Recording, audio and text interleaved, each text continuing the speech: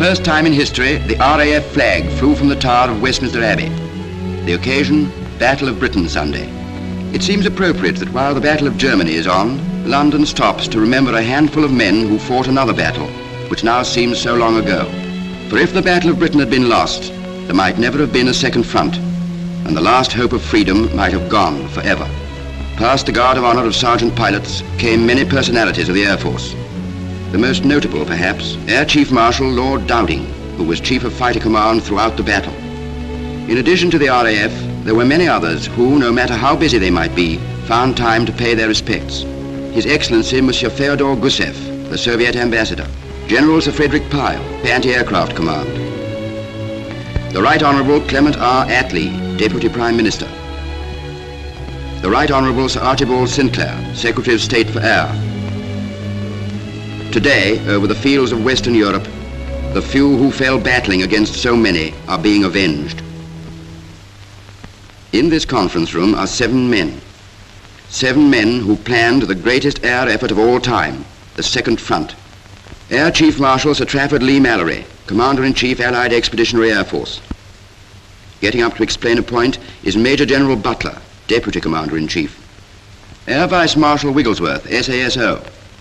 There's a familiar face. Yes, it's Air Marshal Sir Arthur Conyngham, now AOC of the 2nd Tactical Air Force. With him is Major General Brereton, who now commands the 1st Allied Airborne Army. These are the men who planned. Now we can see what their planning has done.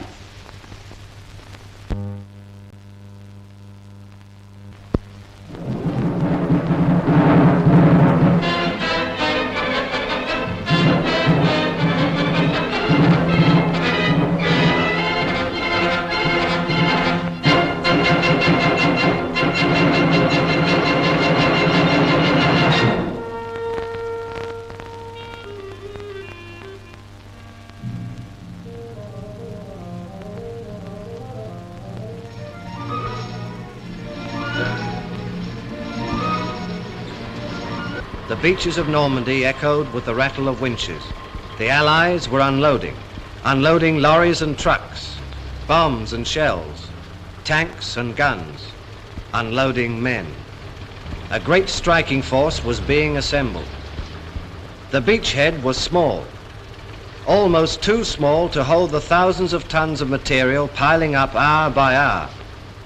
The fields of Normandy were crammed with the means of making war. On the roads, the service police directed endless streams of traffic. At key points, they coped with as many as 10,000 vehicles a day.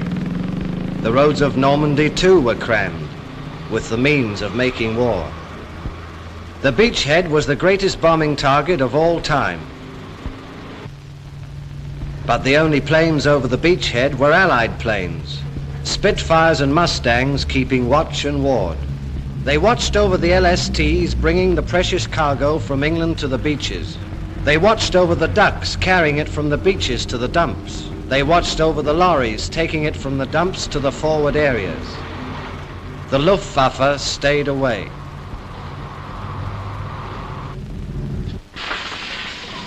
The RAF was digging in. The standing corn was going down under the tracks of bulldozers. The sappers were laying down runways as easily as laying lino on the floor. The airfields were completed as fast as the squadrons could take them over.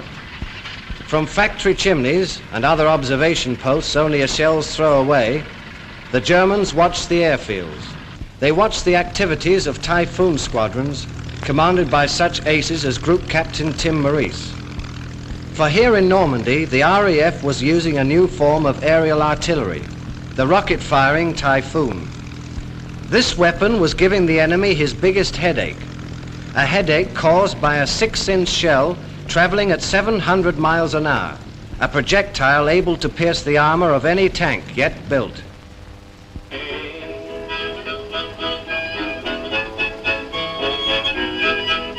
The men of the rocket Typhoons were on call all the hours of daylight.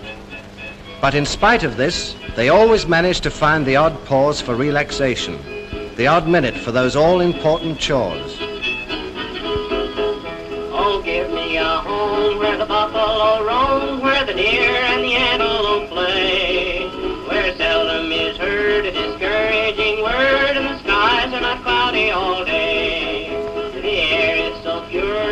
zephyr so free and the breezes so balmy and light, that would not exceed a howl on the range for all of the seas so high.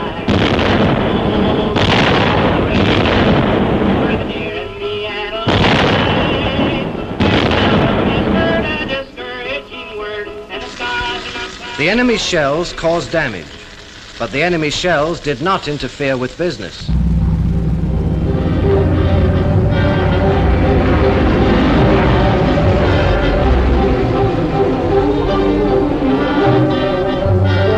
The Typhoons might have concentrated on the enemy gunners, but there were bigger fish to fry. The Germans, too, were trying to build up a striking force, but the German supply routes were open to attack.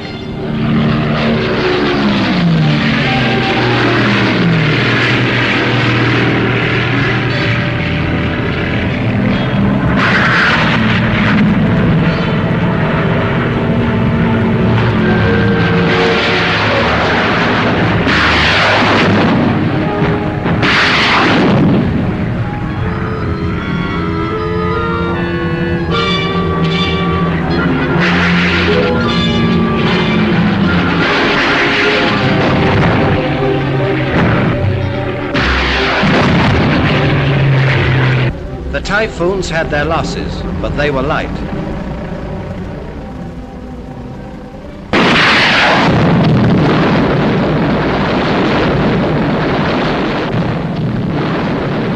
In this case, the pilot escaped unharmed.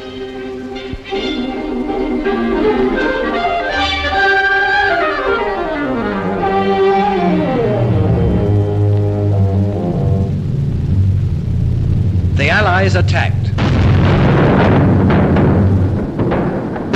On the ground and in the air. Bomber target indicators went down with the first shells of the artillery. Fleets of Lancasters and Halifaxes cascaded bombs onto the German positions.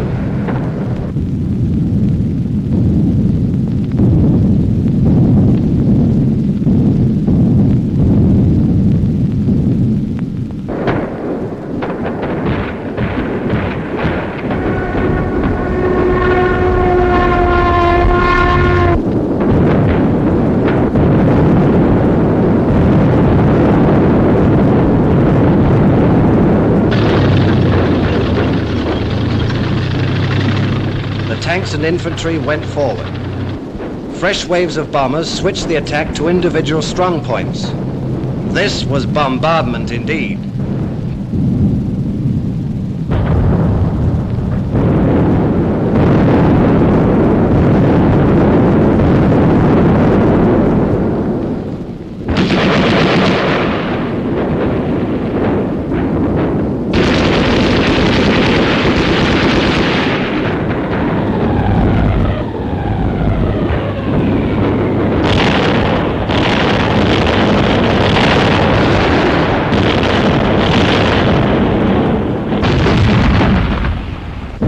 The German 7th Army was battered and stunned. It was outflanked and caught in a pocket, the Falaise pocket. Through a rapidly closing gap, the enemy convoys dashed out in an effort to escape. But wherever they went, death went with them.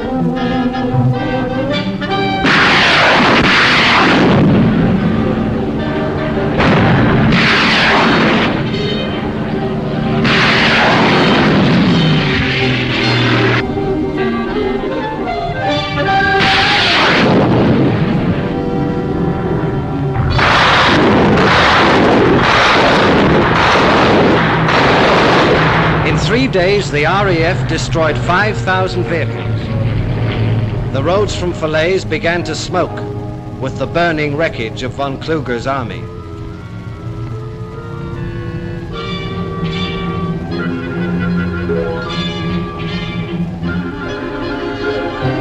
The Allied forces raced on.